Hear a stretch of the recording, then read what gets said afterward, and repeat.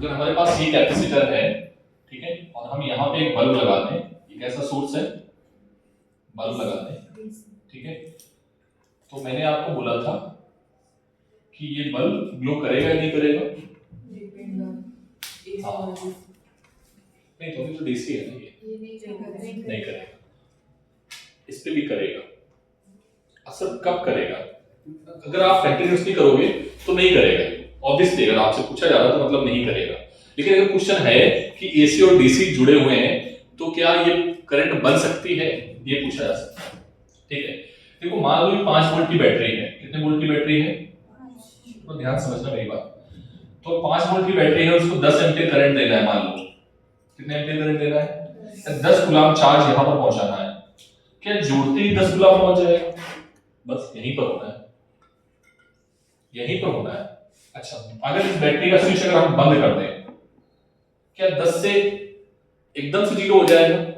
नहीं, तो उसमें दो केस आ गए, ड्यूरिंग चार्जिंग और ड्यूरिंग डिस्चार्जिंग। ये बल्ब ग्लो करेगा, बंद हो जाएगा, कैसे हो? अगर कोई पूछ ले क्या डीसी से डिस्प्लेसमेंट करंट बन सकती है, तो आंसर क्या होगा? हाँ, बनेगी। कब तक? जब तक कैपेसिटर बोल, जल्दी बोलो, अभी नोट पॉइंट वही लिखाएंगे, तुम लोग फिर बोलोगे सर आपने गलत पढ़ा दिया, वो तो आपने आंसर, ठीक है, उसको समझना होगा बेटा पॉइंट, ये है एक्सरसाइज में, ठीक है, क्योंकि आया हुआ क्वेश्चन इसलिए मैं बोल रहा हूं।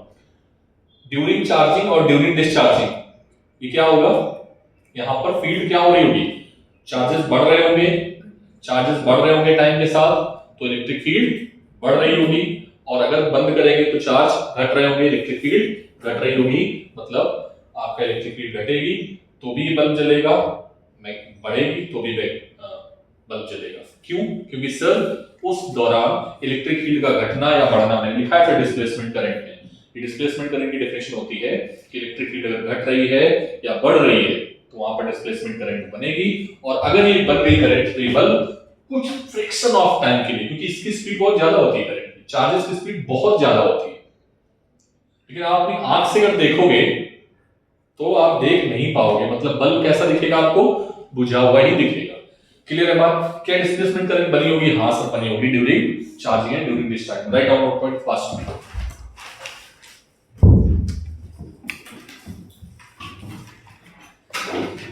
AC source and DC source, AC source and DC source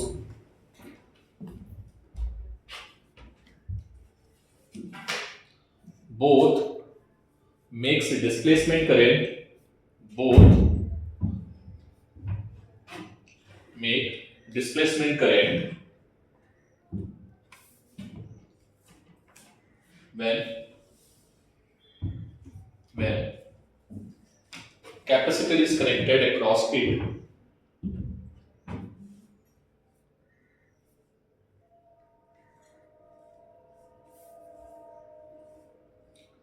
but difference क्या है बेटा? What is the difference? For DC displacement, listen, for DC displacement current found कब तक फाउंड होगी? During charging and only discharge, right now. But for DC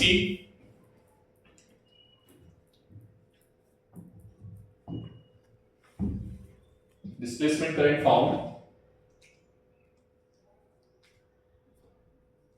only charging and discharging of capacitor,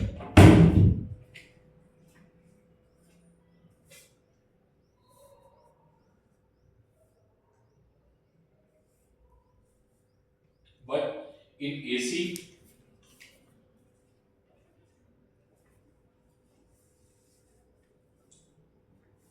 at every time, ठीक है, सभी time में, because this is a time function, okay, समझ में आ गई बात?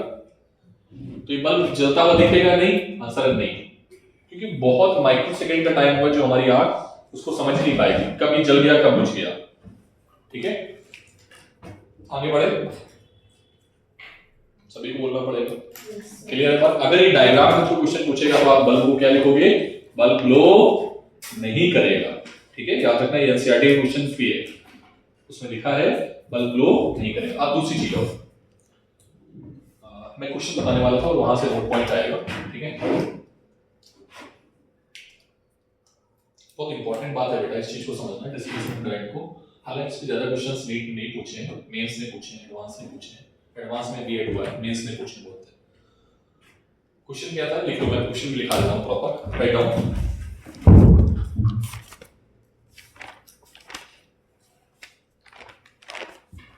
A parallel plate capacitor is connected in series with a resistance with DC source,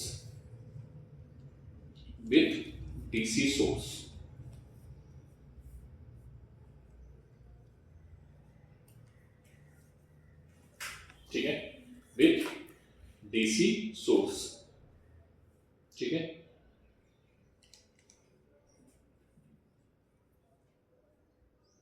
Find the displacement current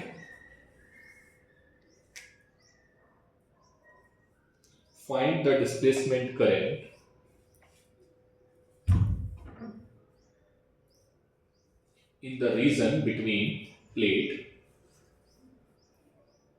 in the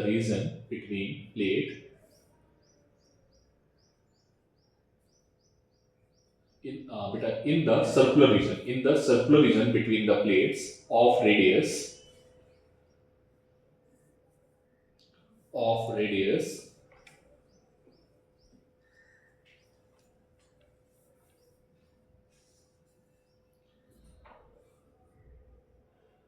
r dash या r, कुछ भी मान लो, r मान लो, radius r,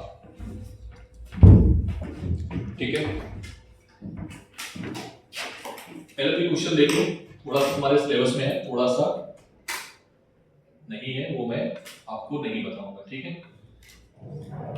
ये है हमारे पास कैपेसिटर और ये कौन सी करंट, डीसी सोर्स है। कौन सा सोर्स है बेटा, ठीक है। तो तुम्हें क्लियर ये हो जाना चाहिए कि यहाँ पर डिस्प्लेसमेंट करंट बनेगी या नहीं बनेगी। अरे हाँ ना बोलो बेटा, बनेगी। कब बनेगी, चार्जिंग एंड डिस्चार्जिंग के केस में, ठीक है सर। हम चार्जिंग के केस में मान लेते हैं कि ये चार्ज है प्लेट, क्वेश्चन समझ लेना, ये क्वेश्चन है, ठीक है। और ये रेजिस्टेंस है R और ये है C, ठीक है। यहां पर ये है इलेक्ट्रिक फील्ड। अच्छा, अगर यहां पर AC लगाएंगे तो इस इलेक्ट्रिक फील्ड की डायरेक्शन चेंज होगी या सेम रहेगी। अगर यहां पर AC लगाते हैं हम तो इस इलेक्ट्रिक फील्ड की डायरेक्शन सेम रहेगी या चेंज होगी। इलेक्ट्रिक फील्ड की डायरेक्शन चेंज होती है बेटा, AC में क्या होती है, पोलैरिटी चेंज होती है ना, एक बार पॉजिटिव, एक बार कैसा होगा, ये पॉजिटिव और ये नेगेटिव, एक बार ये नेगेटिव, एक बार ये पॉजिटिव, तभी तो चेंज होगा। क्लियर है बात, अरे हाँ ना बोलना पड़ेगा भाई, ठीक है। तो यहाँ पर प्लेट भी चेंज होगी, करंट की डायरेक्शन भी चेंज होगी, क्लियर है। ये मान लो डीसी सोर्स है हमारे पास।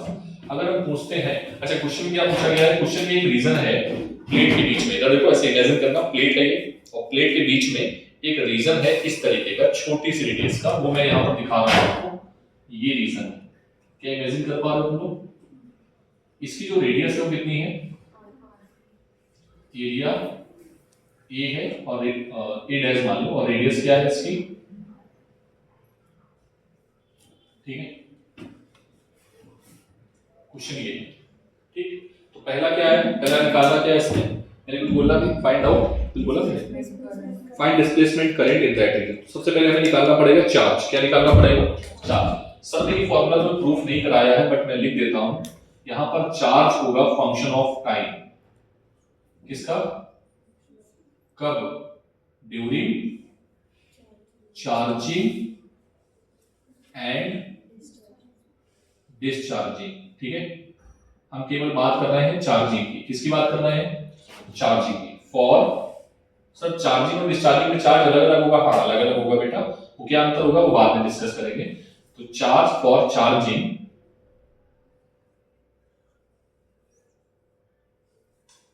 Q की वैल्यू होती है Q नॉट 1 माइनस e की पावर t अपॉन RC, ठीक है।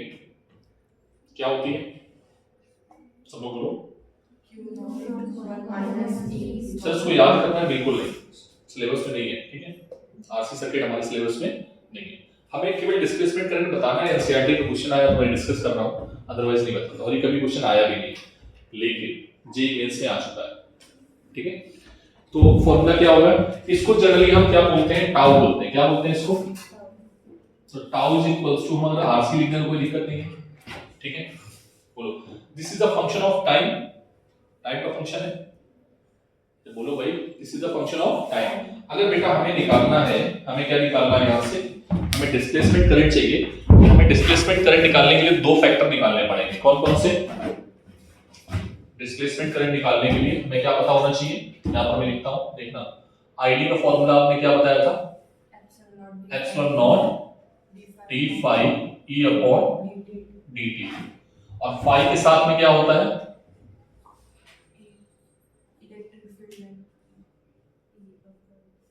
E dot E. क्या होता है? तो हमें क्या निकालना पड़ेगा? सबसे पहले इलेक्ट्रिक फील्ड निकालना पड़ेगा। क्या निकालना पड़ेगा? Electric field. और इलेक्ट्रिक फील्ड के साथ में इलेक्ट्रिक फील्ड बता सकते हो पैरेलल प्लेट कैपेसिटर के लिए क्या होगी? Electric field E is equals to क्या होता है? Sigma upon epsilon not. याद है? सिग्मा इज इक्वल्स टू क्या होता है? Q upon A epsilon not. This is the Q of function of time. Q क्या है sir? Q is the function of time. तो आप Q की जगह पे क्या लिख दो? Q नॉट, ठीक है, 1 minus E minus T upon RC upon A into epsilon not. कोई दिक्कत? देखो मैंने कहीं गलती नहीं की है ना? ये क्या आ गया? इलेक्ट्रिक फील्ड आ गया। सर यहां पर जब आप पुट करोगे आईडी, डिस्प्लेसमेंट करंट, कौन सी करंट? Displacement current. तो डिस्प्लेसमेंट करंट का फॉर्मूला आपने बताया था epsilon naught D phi by dt। और फाई की जगह पे क्या लिख लेंगे? E into A into cos zero. Sir cos zero क्यों लिख रहे हो? दोनों का एरिया वेक्टर सेम है, ठीक है। स्ट्रेटली ले रहे हो तो along the direction of electric field, तो हम जीरो लिख लेते हैं यहाँ पे। ए कांस्टेंट है प्लेट का, क्या कांस्टेंट है? तो आईडी जो आएगा, आईडी कितना आएगा बेटा? D by dt। अभी मैं रेड रीजन को छोड़ रहा हूं, मैं पूरे रीजन को कंसीडर कर रहा हूं, क्योंकि ये प्लेट का एरिया क्या है? एरिया ऑफ प्लेट ए, ठीक है। तो क्या आ जाएगा बेटा? ए बाहर आ जाएगा और E की वैल्यू कितनी है? Q 1 माइनस E की power minus tau upon RC upon, upon में भी कुछ है क्या? A epsilon not. देखो A और एप्सिलॉन नॉट कैंसिल हो रहा है, यहां से हो रहा है कैंसिल आउट। तो क्या आ जाएगा? ID is equals to Q naught, ठीक है। इस 1 का डिफरेंशिएशन 0 माइनस E का डिफरेंशिएशन E ही रहेगा, ठीक है। और फिर बचेगा माइनस का T अपॉन RC। तो T का हो जाएगा 1 और RC है नीचे कांस्टेंट। तो that will be the answer. ID क्या आ जाएगा? Q नॉट अपॉन RC, ठीक है। और ये माइनस माइनस हो जाएगा plus, so that will be equals to, ये आ जाएगी डिस्प्लेसमेंट करंट, ठीक है। नोट करो, ये डिस्प्लेसमेंट करंट कितने रीजन में है बेटा? कितने रीजन में है? इस पूरे रीजन में। लेकिन आपको कितने रीजन में चाहिए? अब इस पे भी आप बात करते हैं। तो यहां एरिया को हटाएंगे हम बस, ठीक है।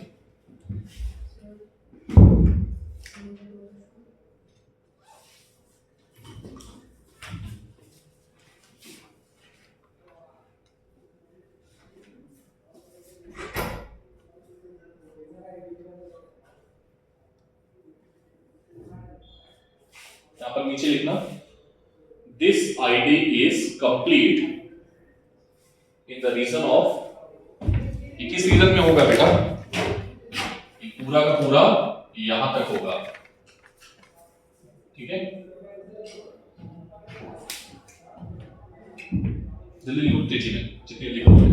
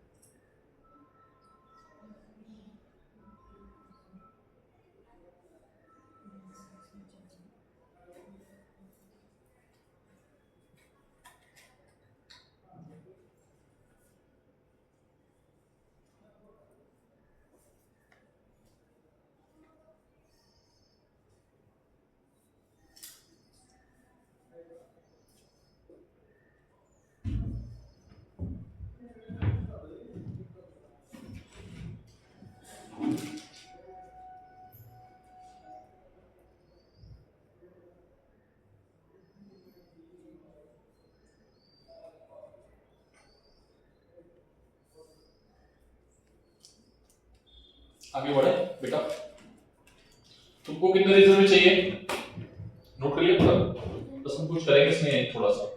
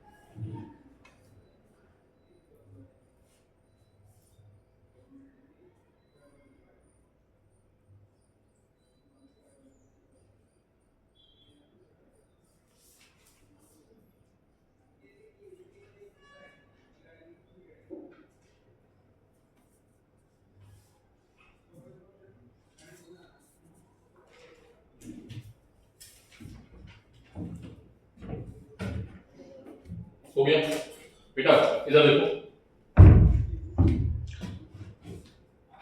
आगे करें, जल्दी करो भाई।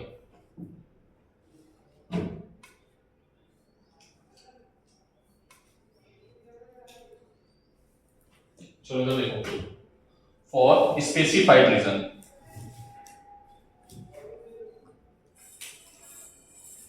ठीक है, स्पेसिफाइड रीजन में क्या होगा sir, ID is equals to आपने सिखाया है epsilon naught E A cos थीटा, बट यहाँ एरिया पूरा नहीं लेना है, यहाँ पर कितना एरिया लेना है, सिर्फ ए डैश वाला एरिया लेना है, ठीक है सर, ए डैश वाला ले लो, कोई दिक्कत नहीं है, ठीक है, तो ए डैश वाला लोगे, यहाँ पर क्या आ जाएगा, अभी ये वाला टर्म तो सेम ही रहेगा, ठीक है, बस मैं जो डस्टबिन लाएगा इसको हटा दें। चलो देखो क्या आएगा, ए डैश की जगह पे क्या लिख सकते हो तुम, ए डैश की जगह पे पाई आर स्क्वायर बोलो और अपॉन ए एप्सिलॉन नॉट, ठीक है, और इसका डिफरेंशिएशन हमने किया था, अभी कितना किया था, क्यू नॉट और ब्रैकेट में आया था, कितना आया था, e की power minus T upon RC और अपॉन में आया था आरसी। देखो कुछ कैंसिल हो रहा है क्या, जो कैंसिल हो रहा है उसको कैंसिल कर दो, जो बच गया उसको लिख दो, ठीक है, एप्सिलॉन नॉट से ये कैंसिल हो जाएगा, ठीक है, समझ में आएगा।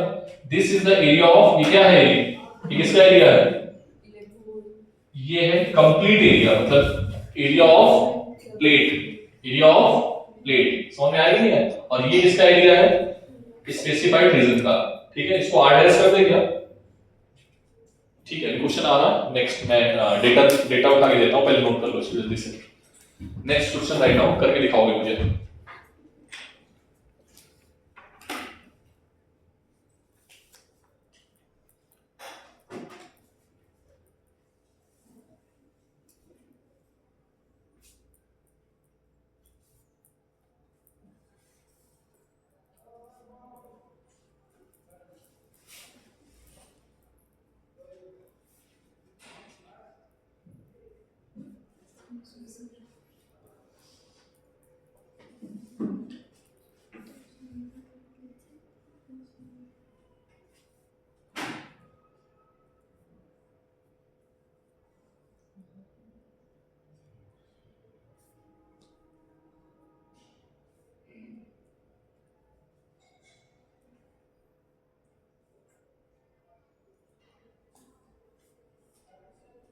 लेकिन तुम्हारे केस में जो क्वेश्चन आया वो बहुत इजी आया है, ठीक है, तुम्हारे जो सिलेबस में क्वेश्चन आए हैं बहुत इजी आए हैं।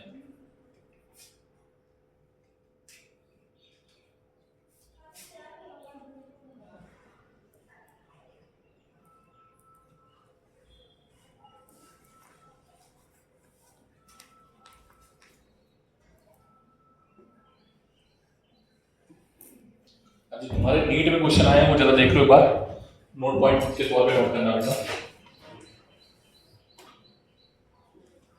हटा दें इसको।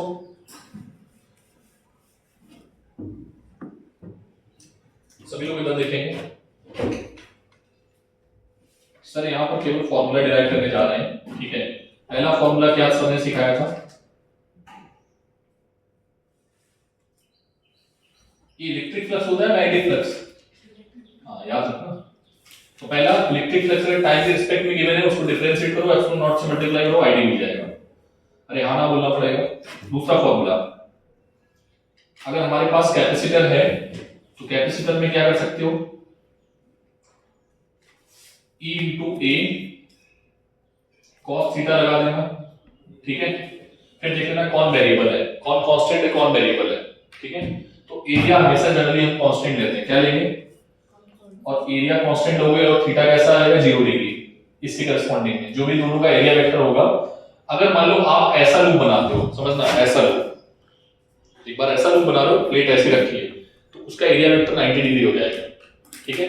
तो उसके करस्पॉन्डिंग जो करंट जाएगी वो क्या जाएगी, ऑलमोस्ट 0 जाएगी, ठीक है।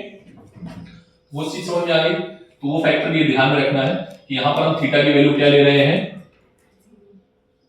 ठीक है, 0 ले रहे हैं, ठीक है। सो नाउ यहां पर वेरिएबल क्या हो सकता है सर, दूसरा वेरिएबल जो है इलेक्ट्रिक फील्ड जो है वो टाइम का फंक्शन हो और हम इलेक्ट्रिक फील्ड को डिफरेंशिएट कर दें, ठीक है बेटा, ये भी कर सकते हो। तो ये फॉर्मूला आ गया आपका दूसरा in term of electric field. लेकिन जनरली जो नीट में क्वेश्चन आए हैं लास्ट ईयर में वो ये नहीं आए हैं, वो डायरेक्टली आए बिल्कुल। ID इज इक्वल्स टू, उन्होंने क्या किया है, epsilon not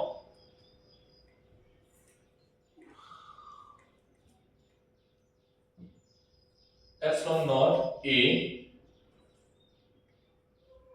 dy by dt और सिग्मा E की जगह पे इन्होंने क्या लिखा है, प्लेट का वोल्टेज और ये डिस्टेंस। अगर ये वोल्टेज और ये डिस्टेंस ध्यान से देखना, अगर मैं बोलता हूं ये वोल्टेज ये है dB, ठीक है, और डिस्टेंस कितनी इनके बीच में r है, तो आपने पढ़ा था इलेक्ट्रिक फील्ड क्या होता है, E is equals to minus का dB अपॉन dr, क्या होता है, D इज इक्वल्स टू, अगर हम बोलते हैं Q is equals to CB, क्या बोलते हैं, Q is equals to CB, तो बेटा यहां पर dq upon dt is equals to क्या आ जाएगा, C delta B upon delta T, ठीक है। ध्यान समझना, अब मैं जो बोलने जा रहा हूं इस पॉइंट को थोड़ा फोकस करना।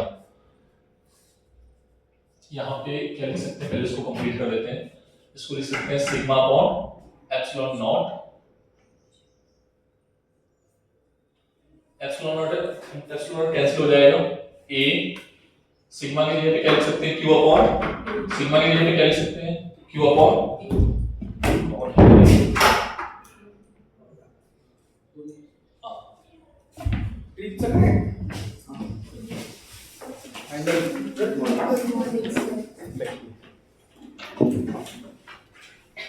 कितने आए हैं, कितनों ने दिए हैं, आप दिए 2 और 3 और टोटल 4। मैं तो सुना 6-7 थे आपकी क्लास से, ठीक है।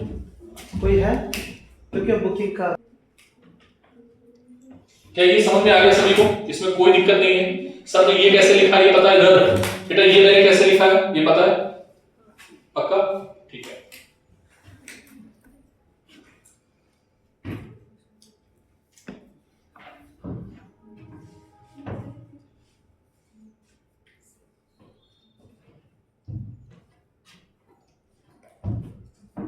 फर्स्ट तेजी में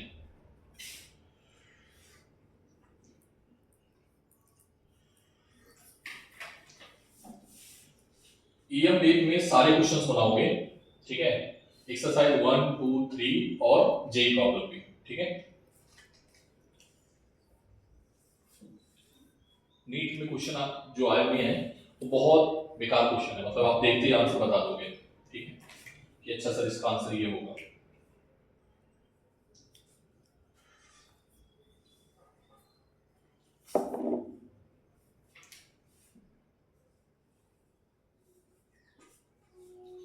कोई मुझे बताएगा एम्पियर्स लॉ क्या था,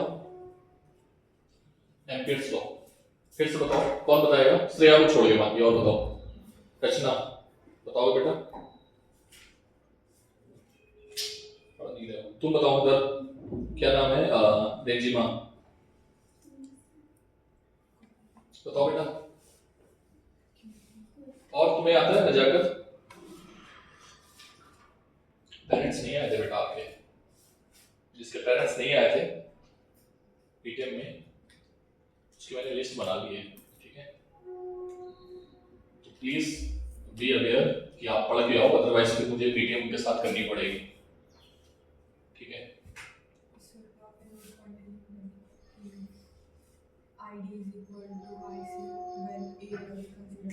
अभी मैं लिखा हुआ है क्वेश्चन और कराऊंगा इसी वाले, ठीक है? याद दिला देना, बस समझ गया हो ना? समझ गया हो कि बराबर नहीं होगा, ठीक है? हाँ आगे बढ़े, आगे बढ़ेंगे, ठीक है?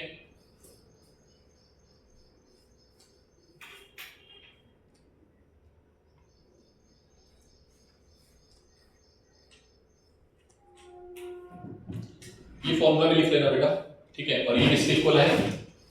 ये प्रूव करके आया है, किसके इक्वल है? ये आईडी के इक्वल है, ठीक है? तो आईडी इज इक्वल्स टू यहां पर क्या आएगा? आईसी। कब? when area of flux is considered is equals to area of flux is considered to area of plate, ठीक है? बताने जा रहा हूं, चलो पहले क्वेश्चन लिखो। अच्छा हाँ, एम्पियर्स लॉ। देखो बेटा हमने क्या निकाल लिया? करंट। क्या निकाल लिया? करंट। अब एम्पियर्स लॉ हमें क्या सिखाता है कि भाई अगर आपको करंट निकालना है, सॉरी आपको करंट पता है, क्या पता है? करंट। तो आप उस रीजन में मैग्नेटिक फील्ड भी निकाल सकते हो। क्या निकाल सकते हो? क्योंकि मैक्सवेल ने काम ही यही किया था। मैक्सवेल ने काम क्या किया भाई? ये एम्पियर्स तो फेल हो रहा था, एम्पियर्स ने बताया कि एम्पियर्स ने तो ये बताया ना कि मैग्नेटिक फील्ड कितनी होगी, मैग्नेटिक फील्ड का डायरेक्ट करंट के साथ रिलेशन। अब यहाँ करंट ही नहीं आया तो मैग्नेटिक फील्ड कहां से आएगी? उसको तो करंट ही, एम्पियर्स ने बताया भाई करंट ढूंढ लो लूप में, कितनी अंदर जा रही है कितनी बाहर जा रही है, नेट करंट लिख दो वहां पे, ठीक है? और उसका मल्टीप्लाई कर दो म्यू नॉट से और फिर तुम बी निकाल लो। लेकिन यहाँ समस्या क्या थी? करंट। तो मैक्सवेल ने कहा भाई तुम जो बोल रहे थे वो बात यहाँ पर गलत हो रही है। तो उसने सबसे पहले क्या निकाला? करंट। तो उसने कहा करंट कितने रीजन में चाहिए? बोले पूरे रीजन, जितना रीजन चाहिए उतना करंट बना लो। मतलब हमें इतने रीजन में चाहिए तो हम इतने रीजन में करंट निकाल लेंगे, इतने रीजन में चाहिए तो हम इतने रीजन में निकाल लेंगे, ठीक है? तो उसने क्या किया? पर्टिकुलर रीजन में करंट को निकाला और निकालने के बाद फिर उसने क्या किया? उस रीजन में मैग्नेटिक फील्ड निकाला। क्या निकाला? और मैग्नेटिक फील्ड निकालने का जो एम्पियर्स ने फार्मूला दिया था वो क्या था? क्या था? B dot mu naught IC plus ID. ये आईडी किसने दिया था? मैक्सवेल एंसर ने, ठीक है? क्लियर है बात? चलो जल्दी से करते हैं, क्वेश्चन लिखो तेजी में, एनसीईआरटी क्वेश्चन राइट डाउन। मैं डेटा दे रहा हूं तो आपको ट्राई करना है। A parallel plate capacitor with circular plates, a parallel plate capacitor with circular plate, a parallel plate capacitor with circular plate of radius 1 meter, of radius 1 meter has a capacitance of radius 1 meter has capacitance 1 nanofarad, has capacitance 1 nanofarad,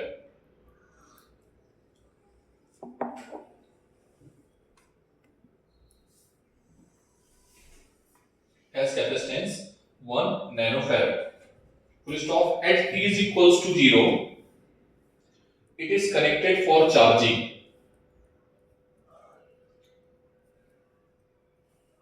At t is equals to 0, it is connected for charging in series with resistance 1 mega ohm. 1 mega ohm. Mega ohm समझ रहे हो ना? मतलब 10 to the power mega, मिली नहीं, mega 10 to the power 6, ठीक है? 1 mega, mega million जिसको बोलते हैं, ठीक है? कैपिटल है, not small M, small M के लिए होता है 1 mega ohm across 2 volt battery, full stop. Calculate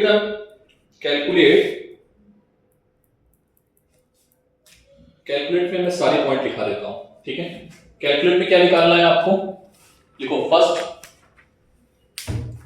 ये सभी ने नोट कर लिया ऊपर, ये सभी ने नोट कर लिया है, मैं इसी में क्वेश्चंस को एडिट कर रहा हूं, ध्यान से देखना।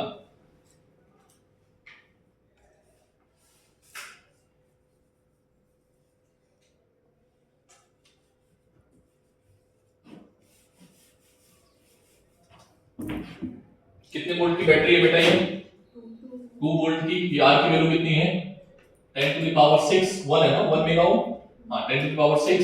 कैपेसिटर की वैल्यू कितनी है 1 नैनो फैराड, नैनो लिखो, नैनो फैराड, ठीक है। और क्या गिवन है, रेडियस, ये प्लेट कैसी है बेटा, सर्कुलर है, कैसी प्लेट है, ठीक है, ये सर्कुलर प्लेट है। इसका एरिया कितना आएगा पाई आर स्क्वायर, मतलब पाई, आर की वैल्यू शायद 1 है ना, ठीक है। और कुछ है क्या, अच्छा इसमें निकालना क्या क्या है ये देखो जरा। फर्स्ट पॉइंट क्या निकालना है, Q as a function of time निकालना है, ठीक है। सेकंड क्या निकालना है, conduction current E, conduction current निकालना है। तीसरा निकालना है E निकालना है, E मतलब इलेक्ट्रिक फील्ड, ठीक है। Electric field is also function of time. And चौथा है फ्लक्स निकालना है, फाई ऑफ E। और पांचवा है डिस्प्लेसमेंट करंट निकालना है। और लास्ट वन वाला इंपॉर्टेंट है, उसको थोड़ा जल्दी लिखना, magnetic field, magnetic field, last वाला थोड़ा ज्यादा अच्छे से लिखना, लिख लिया। मैग्नेटिक फील्ड जो कि एनसीईआरटी में वही है, magnetic field at a point P in between the plates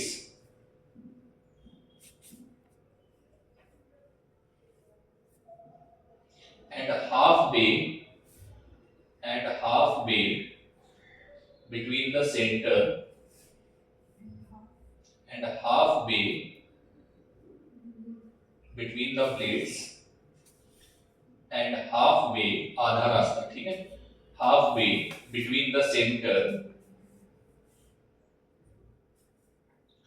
and the periphery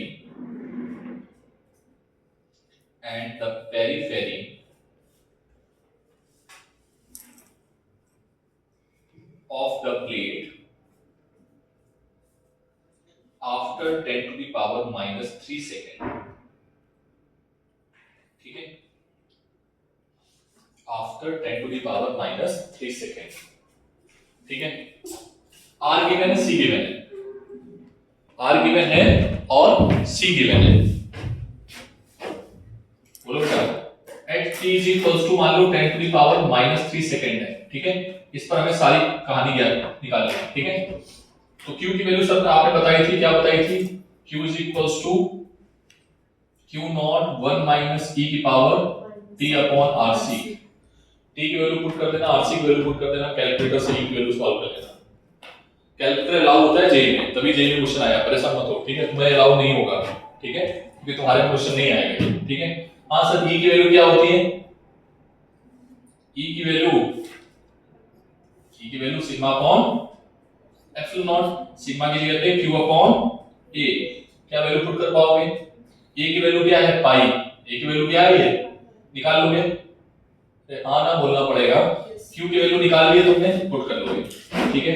दूसरा क्वेश्चन हो गया। तीसरा बोलो, तीसरा क्या था, तीसरा क्या था, आईसी निकालना है ना, आईसी भी तो निकालना है। तो आईसी कैसे निकालोगे, आईसी के लिए क्या करोगे, पूरा एरिया लोगे, क्या लोगे, फुल एरिया, ठीक है। तो आईसी इज इक्वल्स टू क्या आ जाएगा, पूरा एरिया, पूरा एरिया कितना होगा, अरे आईसी के लिए dq upon dt कर दो, बात खत्म हो गई, नहीं समझे। पूरे प्लेट के एरिया की चार्ज कितना है वो हमने निकाल लिया ऑलरेडी, इसको डिफरेंशिएट कर दोगे आईसी आ जाएगा। रेहाना बोलो भाई। ठीक है, आईसी आ गया सर, ई आ गया, ये हो गया, ये हो गया, ये हो गया। 5e निकालना है। 5e इज इक्वल्स टू, कितने रीजन में 5e निकालना है? पूरे रीजन में या स्पेसिफाइड रीजन में? पूरे रीजन में, स्पेसिफाइड रीजन में। अच्छा एक चीज और देख लो, जो लास्ट वाला क्वेश्चन है, लास्ट वाले क्वेश्चन में क्या बोला जा रहा है, ये है सेंटर लाइन और इससे कितनी दूरी पे है, इस जगह पे है, पेरीफेरी से इस जगह पे। तो यहां पर हम क्या करेंगे, एक लूप ड्रॉ कर लेंगे। क्लियर बात ये? और इसका रेडियस कितना है बेटा? इसका रेडियस कितना है? Half metre. कितने मीटर है? According to data half metre. मतलब अगर इसका r था तो इसका कितना है? r/2। बोलो क्लियर है बात ये? तो q आ गया, e आ गया, ic आ गया, phi निकालना है। तो phi हम पहले निकालेंगे पूरे रीजन के लिए। कितने रीजन के लिए? तो जब पूरे रीजन के लिए निकालोगे तो किसके बराबर आएगा? ic के बराबर आएगा। लेकिन अगर आप हाफ रीजन के लिए निकालोगे तो यहां पर मैं डायरेक्टली यहां पर कर दूं id की वैल्यू। देखना ध्यान से, इसको नोट करोगे क्या? ये भी जरूरत पड़ेगी वहां पे।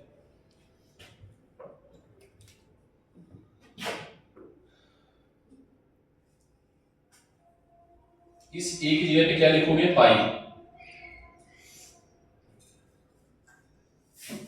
कोई दिक्कत?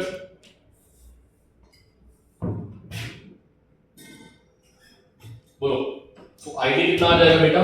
यहां से जो आईडी आएगा वो आएगा आईसी अपॉन, ये पूरा का पूरा वही है, पाई आर से पाई आर कैंसिल हो जाएगा, आईसी अपॉन 4 आ जाएगा। कितना आ जाएगा बेटा यहां से?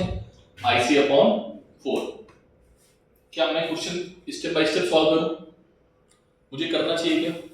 पहले तो एक काम करो, पहले ये लिखो, फिर ये लिखो, फिर ये लिखो, मैं बाकी आगे कर देता हूं। पूरा करो, 3 पॉइंट एटलीस्ट करो। क्यू निकालो, ए निकालो, फाई निकालो। ठीक है, मैंने क्यू निकाल दिया है, ई निकाल दिया है, आईसी निकाल दिया है। आईसी आप डिफरेंशिएट करोगे और आईसी की वैल्यू डिफरेंशिएट करने के बाद यही आएगी जो क्यू को डिफरेंशिएट करने के बाद आ रही है। तो जल्दी से तेजी में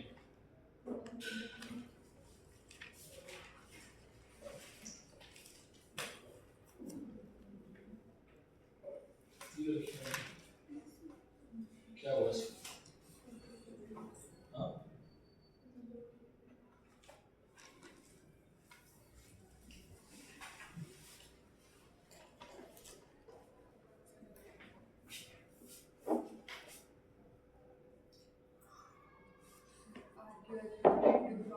आर मत लोगे बेटा, एक साथ वैल्यू पुट करना। ठीक है, पहले तुम वो जो छोटे छोटे फॉर्मूले आ रहे हैं, आर की वैल्यू r/2 मान लोगे।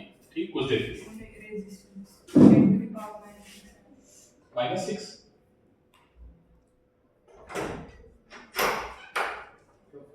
-6 कैसे है? +6 आएगा बेटा, मेगा है ना, मेगा मिलियन। अभी आरसी मत रखो बेटा, अभी आप आरसी मत रखो, आरसी की जो वैल्यू है वो हटाओगे। ठीक है, अभी तुम डेटा कैलकुलेट करो। मेरा कहने का मतलब पता है क्या है? मेरा कहने का मतलब ये है, हटा देता हूं इसको पूरा, मैं ही सॉल्व कर देता हूं। तो देखो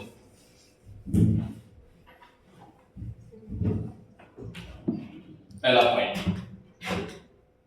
फर्स्ट पॉइंट सर क्या निकालना है? Charge f of t। Sir charge का formula q naught in bracket e power -t upon rc। Value put करना, आंसर निकालना। ठीक है, पहले में वैल्यू पुट कर लोगे, t की वैल्यू, r की वैल्यू, c की वैल्यू। अरे हाँ ना बोलो। और e की वैल्यू पावर करके सॉल्व करोगे तो पहले टर्म में q की वैल्यू q नॉट के टर्म में आएगी, इसके टर्म में आएगी। ठीक है, दूसरा क्या निकालना है? आईसी। आईसी सर होता है dq upon dt। Sir dq upon dt हम इसको कर सकते हैं, q नॉट बाहर आ जाएगा, e की पावर -t अपॉन rc आएगा। ठीक है, इनटू माइनस माइनस हो जाएगा प्लस अपॉन rc। क्या यहां पर वैल्यू डाल दोगे अब? अरे हाँ ना बोलो। इसका भी आंसर किसके टर्म में आएगा? q नॉट के टर्म में आएगा। किसके टर्म में आएगा? तीसरा सर इलेक्ट्रिक फील्ड भी फंक्शन ऑफ टाइम होगी। हाँ होगी, इसको कैसे करते थे sigma upon epsilon not Q upon A epsilon not. Q की वैल्यू सर कितनी निकाली है आपने? क्यू की वैल्यू निकाली है क्यू नॉट 1 माइनस ई की power T upon R C upon A की जगह पे रख दो pi R square. Circular plate है, मैंने पूरा एरिया लिया हुआ है एप्सिलॉन नॉट। Any doubt? ये आ गया हमारा ई, वैल्यू पुट कर लोगे, ठीक है सर। इसका भी आंसर हमारा क्यू के टर्म में आएगा। चौथा क्या है? चौथा चाहो तो क्यू नॉट यहाँ पर निकाल ही हो ना, सीधे बवाल ही खत्म करो उसका। सी डी नॉट, सी की वैल्यू कितनी है 10 टू द पावर -9 और बी नॉट कितना है 2। तो आंसर क्या आएगा क्यू नॉट का? ठीक है, अब क्यू की वैल्यू भी डालते हैं, ठीक है। आगे चौथा क्या था बेटा? ये हो गया आईसी हो गया क्या? आईसी भी हो गया, ये हो गया 5e निकालना है। 5e इज इक्वल्स टू क्या होता है e इनटू a। सर ए कौन सा लेंगे? कंप्लीट, तो पहले ले लेते हैं फॉर कंप्लीट एरिया। कौन सा एरिया? कंप्लीट एरिया मतलब पाई आर स्क्वायर, ठीक है। तो क्या आ जाएगा? पाई आर स्क्वायर से पाई स्क्वायर कैंसिल हो जाएगा, तो फाई ऑफ ई जो आएगा that will be equals to Q naught 1 minus E की power T upon R C, ठीक है। कोई दिक्कत? ये आ गया 5। पांचवा क्या आएगा? पांचवा क्या है? आईडी बाद में निकालेंगे। 5e और निकालो। 5e हमें निकालना है कितने रीजन में? ए डैश रीजन में, मतलब फॉर स्पेसिफाइड रीजन। इसके लिए रेडियस क्या है बेटा? r/2, मतलब पाई आर डैश स्क्वायर मतलब पाई आर की पावर 4। कितने लोगों को यहां तक बात समझ में आई? जल्दी बताओ तेजी में। सभी को आ गई? ठीक है। तो e की वैल्यू आपने कितनी निकाली थी? ये है e की वैल्यू, तो 5 ऑफ डैश कितना आएगा? e की value q dash pi R square, pi square cancel करना है कि लिखूं मैं उसको? ठीक है, तो क्या आएगा 1 minus e t upon R C upon pi से पाई कैंसिल हो गया, क्या आएगा आर स्क्वायर बाई 4, 4 नीचे आएगा और अरे ए डैश नीचे रहेगा ना, ए डैश ऊपर रखोगे तो पाई आर स्क्वायर बाई 4 आएगा, 4 तो नीचे रहेगा, ये समझिए, ठीक है। मैंने थोड़ा फास्ट किया है, समझ में करना। देखो इतना कर सकते हो ना, नहीं कर सकते हो, ठीक है। अच्छा अब क्या निकालना है? ये हो गया 5 हो गया। अब आईडी निकालना है, ठीक है। इस पर्टिकुलर रीजन में आईडी, स्पेसिफाइड रीजन में आईडी, ठीक है। तो पहले तो कंप्लीट रीजन में आईडी, कंप्लीट रीजन में आईडी क्या आएगा? ठीक है। और स्पेसिफाइड रीजन में, कंप्लीट रीजन में जो आईडी आएगा वो dq अपॉन dt आएगा, that will be equals to ic, ठीक है। अब ये लिखने की जरूरत नहीं है, तुम डिफरेंशिएट करोगे वही आएगा, ठीक है। अरे हाँ ना बोलना पड़ेगा, ठीक है। ये कंप्लीट रीजन के लिए मैं लिख देता हूं इधर कहीं जगह है नहीं।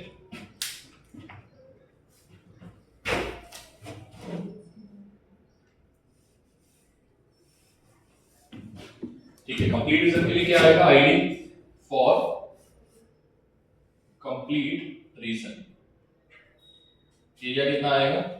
dq upon dt is equals to कितना आएगा? ic। सर ic कैलकुलेट कर लो, ic से डायरेक्टली आप निकाल लोगे, ठीक है। तो कोई बात नहीं, ये आ गया, ठीक है। ये आ गया हमारा पहला पॉइंट, ठीक है। अब इसी में स्पेसिफाइड के लिए देखो, स्पेसिफाइड के लिए क्या आएगा? Specified area ID dash, ID dash बोलते हैं इसको, ठीक है। dq dash upon dt। Sir इसको कैसे निकालोगे? इसको अपने नॉर्मल मेथड से निकालो। तो नॉर्मल मेथड से निकालोगे तो क्या आएगा? Sir epsilon not d phi e dash upon dt, epsilon not d by dt, e dash की वैल्यू कितनी है? डायरेक्टली लिखते हैं, बोलो भाई p डैश की वैल्यू क्या आएगा, q 1 माइनस e की power t upon rc upon 4 epsilon not. बोलो, तो इसको क्या लिख सकते हो, 1/4 एप्सिलॉन नॉट से एप्सिलॉन नॉट कैंसिल हो जाएगा, ये वाला टर्म। तो बोलो भाई इधर देखो, पहले पहले नोट बाद में, एप्सिलॉन नॉट से एप्सिलॉन नॉट कैंसिल, 1/4 बाहर आ गया, और ये क्या है, dy by dt q 1 minus e की पावर t अपॉन rc। ठीक है, ये पूरा था क्या, ये ic ही था, ये क्या था, dq अपॉन dt मतलब ic अपॉन 4। तो यहां पर क्या आ गया, id अपॉन। ठीक, अब इसके नीचे नोट पॉइंट लिखना, ये चीज हमें दिखा रही है, क्या दिखा रही है कि id हमेशा ic के इक्वल नहीं होगा। ठीक है, अभी लास्ट पॉइंट बाकी है करने को, ये वाला नोट कर लिया लोगों ने, ये वाला नोट कर लिया, ये वाला इधर लास्ट वाला पॉइंट देखो जल्दी से, लास्ट वाले पॉइंट हमें निकालना है, magnetic field in specified region. क्या था बेटा, magnetic using Ampere's law, using Ampere's law क्या था, B dot dl is equals to mu naught IC plus ID dash. ठीक है, जो लूप हम कंसीडर कर रहे थे वो कहां पर कंसीडर कर रहे थे, r/2 डिस्टेंस पे, कितने डिस्टेंस पे, तो B into area of loop mu naught IC plus ID की वैल्यू क्या थी, IC/4। ठीक है, तो बेटा यहां से आ जाएगा B is equals to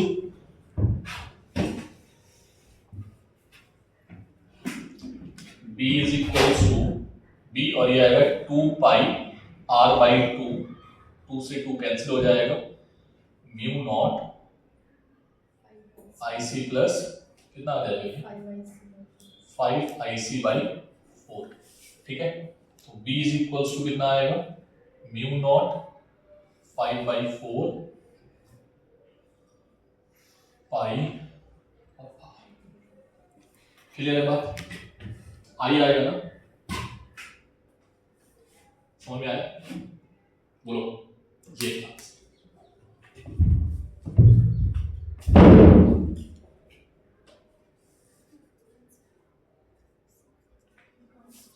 okay okay okay, wait मैंने गलती कर दी, आईसी तो यहाँ है ही नहीं, आईसी क्या है यहाँ पे, अरे आईसी तो तार में था ना, आईसी कहाँ था, तारों में, तो तार तो है ही नहीं यहाँ पे, तो आईसी की वैल्यू क्या हो जाएगी, 0।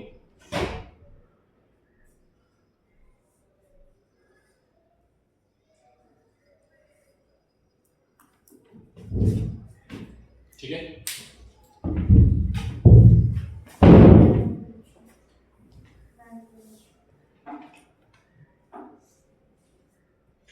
ठीक, अब सारी वैल्यू जाके सॉल्व करना, I will send all the, मैं भेज ही देता हूँ जो डेटा है, डेटा के साथ मैं आपसे मैच कर लेता हूँ, मैं ग्रुप में इसको एडिट करके भेज देता हूँ क्वेश्चन को। ठीक है, और फिर भी अगर समझ में ना आया तो पूछ लेना। ठीक है, ये क्वेश्चन मैंने नहीं किया है बेटा, लिसन, मैंने डेटा भी पुट नहीं किया है, जो आर और सी और ये टाइम और ये सब गिवन था, ये मैंने कुछ नहीं किया है, मैंने उसका जनरल एक्सप्रेशन निकाला है, उसमें वेरिएबल जो है वो आप सेट कर लेना। ठीक है, मैं क्वेश्चन भेज दूंगा अभी, उसको कल कर ट्राई करना। ठीक है,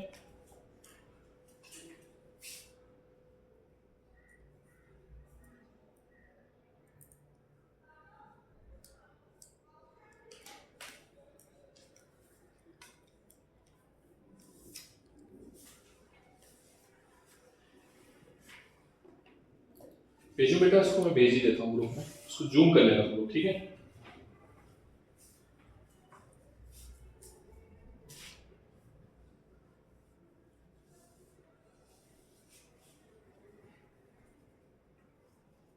मैंने भेज दिया है, इसको भी घर पे ट्राई करना डेटा पुट करके, ठीक है, और आंसर निकाल लेना,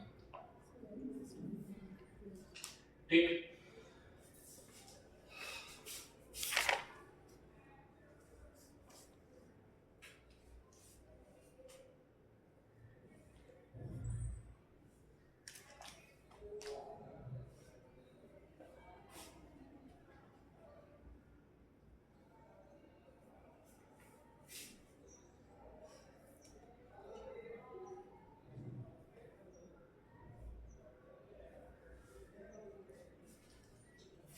एक चीज और बताना है मुझे, ठीक है बेटा, एक चीज और बताना है, एक मिनट रुक लो, ठीक है, बहुत इंपॉर्टेंट बात। आईसी से जो करंट बन रही थी, एक सेकेंड इधर रुको, आईसी से जो करंट बन रही थी, सॉरी, आईसी से जो मैग्नेटिक फील्ड बन रही थी वो एम्पियर अंकल ने बोली थी या और ऑस्टेड अंकल ने बोली थी। ऑस्टेड अंकल का नाम याद है ना?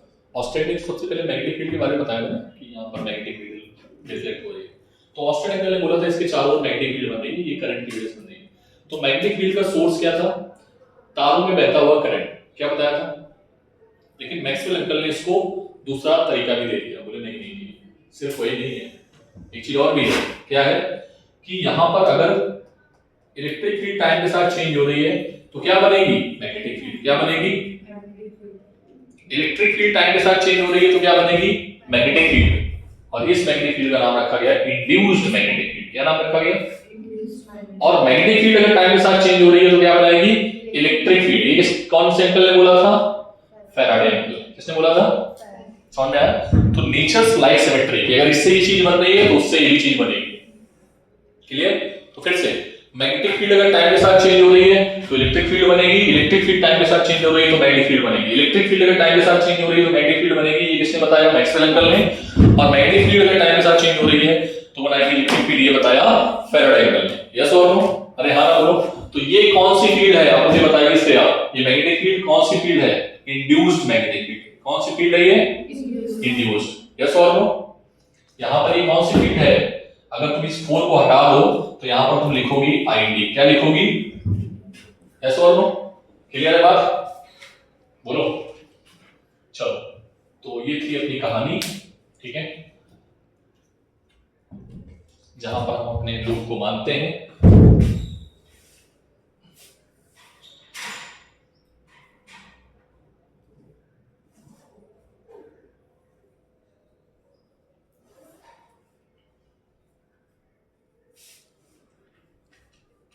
तो अब यहां पर नोट पॉइंट लिख लो।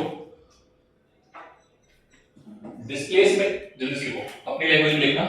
डिस्प्लेसमेंट करंट से बनने वाली मैग्नेटिक फील्ड को, डिस्प्लेसमेंट करंट से बनने वाली मैग्नेटिक फील्ड को इंड्यूस्ड मैग्नेटिक फील्ड बोलते हैं।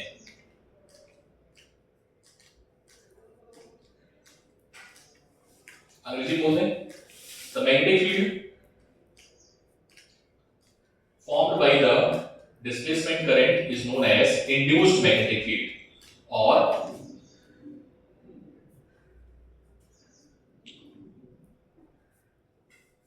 डिस्प्लेसमेंट करंट से बनने वाली मैग्नेटिक फील्ड को इंड्यूस्ड करंट बोलते हैं।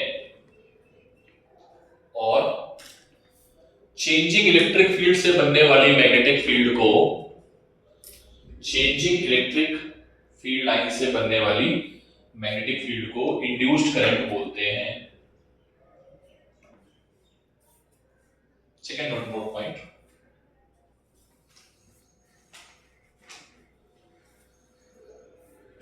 और करके आपने लिखा है ना, अंग्रेजी बोल देता हूं, और करके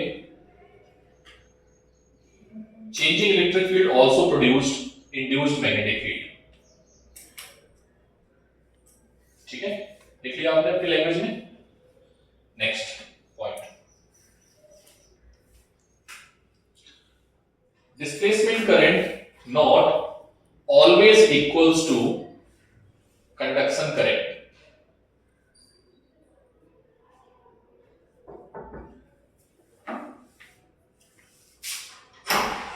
not equals to, always equals to display, क्या लिखा? Conduction current. ठीक है, displacement current not always equals to what? conduction current.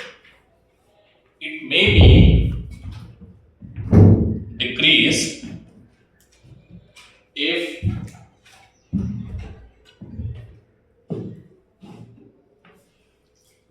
changing flux area reduced. It may be decrease if changing flux area may decrease. Capacitor area पास लाने से थोड़ा होगा, समझो इस चीज को थोड़ा सा पहले ध्यान से। जैसे हमारे पास इधर देखो बेटा, ये दो क्या है, ठीक है, ये क्या है मेरे पास, ठीक है। एक क्वेश्चन अभी और भी मिलेगा, शायद किसी ने पूछा भी था कि जब हम इसके अंदर डाइलेक्ट्रिक भर देते हैं तो बताओ कि करंट जो बल्ब है वो डिक्रीज करेगा इंक्रीज करेगा, ऐसा क्वेश्चन आएगा अगर आपने किया हो मॉडल में। तो उसमें क्या लिखा था, इंक्रीज या डिक्रीज जो भी आंसर आएगा वो एक्सी देखना पड़ेगा, एक्सी घट रहा है बढ़ रहा है, सी बढ़ेगा तो एक्सी घटेगा, सॉरी सी बढ़ेगा तो एक्सी घटेगा और घटने से बल्ब की डेंसिटी बढ़ जाएगी, ठीक है, इंक्रीज करेगा, ठीक है। नाउ ये देखो, ये क्या है, कॉमन एरिया, ये क्या है, कॉमन एरिया। अगर तुमने प्लेट को थोड़ा सा ऐसे कर दिया तो कॉमन एरिया घट गया, कॉमन एरिया घटा मतलब डिस्प्लेसमेंट करंट भी कम हो गया। Are you getting my point? This is the main concept about this, ठीक है। सो अगर हमने मैक्सिमम कॉमन एरिया क्या हो सकता है, दोनों प्लेट, ठीक है। तो यहां पर एरिया जो हम ले रहे हैं कंसेप्ट वही लेना है, कैपेसिटर का कंसेप्ट, कि जो हम एरिया लेते थे epsilon a by d, c is equals to epsilon a by d, ये कौन सा एरिया था, कॉमन एरिया। कौन सा एरिया था, याद है ना। अगर दो प्लेट छोटी बड़ी है तो किसका एरिया लोगे, छोटी वाली प्लेट का। क्लियर है? अगर मान लो यहां पर ये कैपेसिटर एक का रेडियस 2 मीटर है, एक का रेडियस 1 मीटर है, तो कॉमन एरिया का रेडियस कितना होगा, क्लियर है। अब 1 मीटर कॉमन एरिया है, अगर मैं इस प्लेट को डिस्प्लेस करूं इधर-उधर, ठीक है, तो एरिया क्या हो जाएगा, कम हो जाएगा। एरिया कम होने से जो करंट आएगा, ये कंडक्शन करंट क्या इसके बराबर होगा, आंसर है नो, ठीक है, वो हमेशा क्या हो जाएगा, छोटा हो जाएगा। जनरली ऐसा क्वेश्चंस नहीं पूछा गया है नीट के एग्जाम्स में, नीट के एग्जाम्स में तो ये भी नहीं आया, इस फॉर्मूले में क्वेश्चन आया था, ठीक है। अभी देखोगे तो यही मिलेगा, मतलब हलवा क्वेश्चन है। उन्होंने बस ये बोला है कि आप सुनो इधर, उन्होंने ये बोला है कि आईसी आईडी के इक्वल, अगर आईसी आईडी के इक्वल है तो तुम्हें ज्यादा कंफ्यूजन नहीं पालना है, तुमको क्या पालना है, आईसी आईडी के इक्वल होगा तभी हो सकता है जब इन्होंने पूरा एरिया दिया। तो जनरली एरिया मेंशन नहीं करता है, एरिया मेंशन नहीं करेगा, इसलिए एनसीईआरटी में क्वेश्चन गिवन है कि अगर उसने एरिया मेंशन कर दिया देन हमारी डिस्प्लेसमेंट करंट की वैल्यू डिक्रीज कर जाएगी और चेंज कर जाएगी, जो कंडक्शन वैल्यू के सेम नहीं होगी। ये उसका सिखाने का पर्पस था, ठीक है, इसलिए मैंने आपको सिखाया, क्योंकि वो क्वेश्चंस एनसीईआरटी से ले ली जाती है कभी कभार और फिर उसमें डेटा चेंज करके आपसे पूछ लिया जाएगा। क्या ये बात क्लियर है? Not always, it depends on area whatever we are taking, clear है। तो यहां से अपना ये जो इलेक्ट्रोमैग्नेटिक वेव का जो पार्ट है ना, 3 पार्ट में मैं पढ़ाने वाला था, एक पार्ट कंप्लीट हो गया, नए पार्ट में जाते हैं, दैट इज वेव, ठीक है। और कोई नोट पॉइंट है क्या? अच्छा एक चीज और है, एक नोट पॉइंट और लिखो, ये इंड्यूस्ड मैग्नेटिक फील्ड जो आया है वो क्या है, डिस्टेंस के, कैसा है बेटा, डिस्टेंस के inversely proportional. Write down, induced magnetic field का जो ग्राफ आएगा कैसा आएगा, लाइक दिस, एक वायर, देखिए बिल्कुल सेम ग्राफ है ये, ठीक है।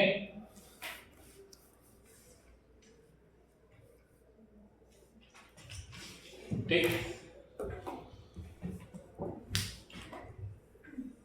सेम एक वायर की तरीके की ग्राफ, वायर के अंदर रहेंगे तो magnetic field directly proportional, wire से बाहर जाएंगे तो मैग्नेटिक फील्ड इनवर्सली प्रोपोर्शनल, ठीक है।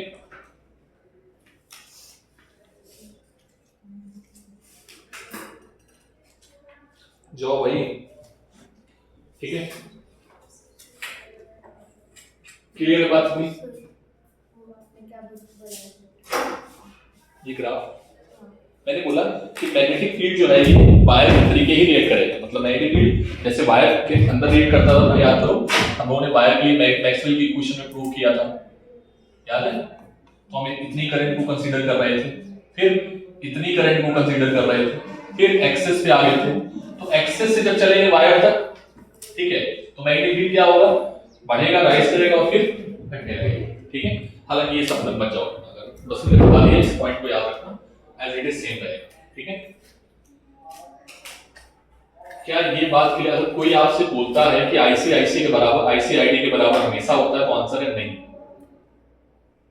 आईसी की डेफिनेशन अलग है और आईडी की डेफिनेशन अलग है। आईसी की डेफिनेशन है rate of change of charge और आईडी की डेफिनेशन है rate of change of flux. कौन सा flux? Electric flux. So both are different, both definitions are different, both concept are different. ठीक है सर, ये जो फील्ड है इंड्यूस्ड मैग्नेटिक फील्ड, ये उस वाली फील्ड से क्या अलग है? आंसर है यस। उस वाली फील्ड का सोर्स कौन होता था? Conduction current. और इस वाली फील्ड का सोर्स कौन है? डिस्प्लेसमेंट करंट या चेंजिंग इलेक्ट्रिक फील्ड। डिफरेंस लिखो इस चीज को नोट पॉइंट करके। This magnetic induced magnetic field is different normal magnetic field because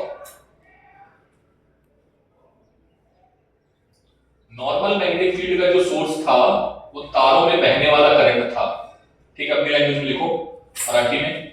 normal magnetic field का जो सोर्स था वो तारों में बहने वाला करंट था, ब्रैकेट में conduction current. Normal magnetic field का जो सोर्स था वो तारों में बहने वाला करंट था। ठीक है, और इंड्यूस्ड मैग्नेटिक फील्ड का सोर्स कौन है? हाँ, इंड्यूस्ड मैग्नेटिक फील्ड का सोर्स डिस्प्लेसमेंट करंट और changing magnetic field, sorry changing electric flux. हाँ, इलेक्ट्रिक फील्ड। इसने लिख लो बेटा पक्का। ठीक है, ये देखो, ये बहुत बड़े बड़े टर्म है, पता है तुम्हें फिजिक्स के। ये जो तुमने फिजिक्स आज पढ़ी है, ये बहुत बड़े बड़े टर्म आपने पढ़े हैं। ठीक है, ये एक दिन में तो समझ में नहीं आने वाले और एक क्लास में समझ में नहीं आने वाले। जब तक आप इसको 2-3 बार नहीं पढ़ोगे ना, ये चीज समझ नहीं आएगी डेफिनेटली। ठीक है, इसको 2-3 बार पढ़ो। ठीक है, आज जो मैंने पढ़ाया है, जो भी न्यूमेरिकल बताए हैं, जो भी सिखाया है, उसको एक बार में तो नहीं आएगा, क्योंकि ये एकदम कोर टॉपिक है फिजिक्स का। ठीक है, डेप्थ में जाना पड़ेगा इसके लिए। क्लियर है बात? चलो आगे बढ़ते हैं। नेक्स्ट हेडिंग डालो, इलेक्ट्रोमैग्नेटिक वेव।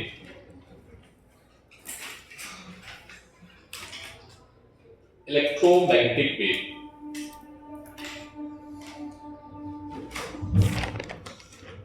छोटा सा मैं रिवीजन करा देता हूं। ठीक है, बस मुझे आपको बताना ये है कि इससे जो क्वेश्चंस आते हैं वो बहुत इजी आते हैं। ठीक है, एक्चुअली नीट में ज्यादा टफ क्वेश्चन वैसे भी नहीं आते हैं, तो घबराने की आवश्यकता नहीं है। मुझे बताइए कोई वेव की क्वेश्चन क्या होती थी, किसी को भी याद हो? खड़े हो बेटा, यार तुम ही बताओ, खड़े होकर बताओ, क्योंकि पूछेंगे ना इसमें बहुत सारी चीजें। ए साइन ओमेगा टी, हाँ, माइनस प्लस क्या मान ले? तुम बताओ जो मान ले। प्लस नहीं, माइनस मान लो, और कुछ 5 बार लेंगे। ठीक है, एक मिनट। What is a? नहीं, खड़े होकर बैठो। हाँ, व्हाट इज ए? कितने लोगों को ये वाली क्वेश्चन पता थी?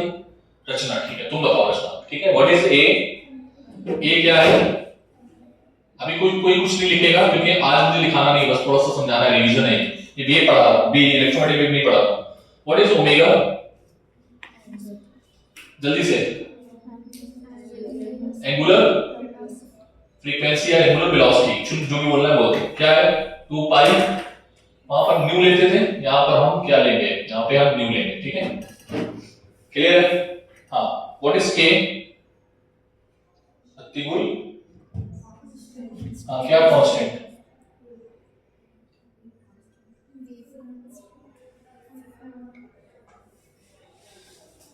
कुछ नहीं याद रहता है लोगों को। सर हमारी मेमोरी ना आमिर खान की तरीके रोला।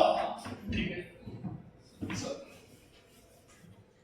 फिर याद आएगा जब रिवीजन करेंगे। याद है? What is new? Frequency. What is lambda? Wavelength. New किसकी फ्रीक्वेंसी है? वेव की। k, ठीक है। What is wave velocity? Wave velocity का फॉर्मूला क्या था? ओमेगा बाई k, मतलब कोफिशिएंट ऑफ ओमेगा मतलब coefficient of t upon coefficient of x। अरे हाँ ना बोलना पड़ेगा, ओमेगा बाई k, ठीक है। कोफिशिएंट ऑफ t क्या है? ओमेगा, और कोफिशिएंट ऑफ x क्या है? k। याद रखना ये हमेशा रहेगा, ठीक है, याद है। वेव वेलोसिटी, ये वेव वो पार्टिकल वेलोसिटी थी जो तुम बता रही हो, वो एसएचएल में बता रही हो। ये जो फॉर्मूला हमने पढ़ा था ना ओमेगा ए, ये पार्टिकल की वेलोसिटी का ये फॉर्मूला हमने पढ़ा था ऑसिलेशन में, और ये फॉर्मूला हमने पढ़ा था वेव में, ठीक है। अभी याद नहीं है वेव, ठीक है, कल पढ़ गया ना, कल और पढ़ लेना, कल होमवर्क यही देंगे रिवीजन का, ठीक है, क्लियर है। ओमेगा अपॉन के, ठीक। सर ये दोनों ये किस डायरेक्शन में जा रही है? ये वेव किस डायरेक्शन में जा रही है? तो डायरेक्शन हम कैसे निकालते थे? डायरेक्शन निकालते थे अगर दोनों का यहां पर जो लिखा है, यहां पर क्या लिखा है? x, तो ये x डायरेक्शन में प्रोपोगेट हो रही है, किधर प्रोपोगेट हो रही है? ये y क्या है? Vibrations of particle. ये क्या है y क्या था? Vibrations of particle. देखना मैंने सिर्फ भर के क्वेश्चंस कराए हैं तुमसे 20। जब दोनों का साइन सेम है तो कौन सी एक्सेस होगी? जब दोनों का, अच्छा ये x एक्सेस में जा रही है, अगर मैं बोलूं माइनस x एक्सेस में प्लस एक्सेस में, तो दोनों का डायरेक्ट अगर साइन सेम है, t का और x का साइन अगर सेम है तो कैसा होगा? माइनस, और अगर अपोजिट है तो कैसा होगा? प्लस। तो यहां अपोजिट है तो किधर जा रही है? प्लस एक्सेस में, तो डायरेक्शन क्या होगी? प्लस आई है, क्या होगी? और नीट में केवल यही क्वेश्चन पूछा है, डायरेक्शन, ठीक है। समझ आ गई बात? कल इसका रिवीजन करके और अच्छे से, हम कल थोड़ा फास्ट पढ़ाएंगे।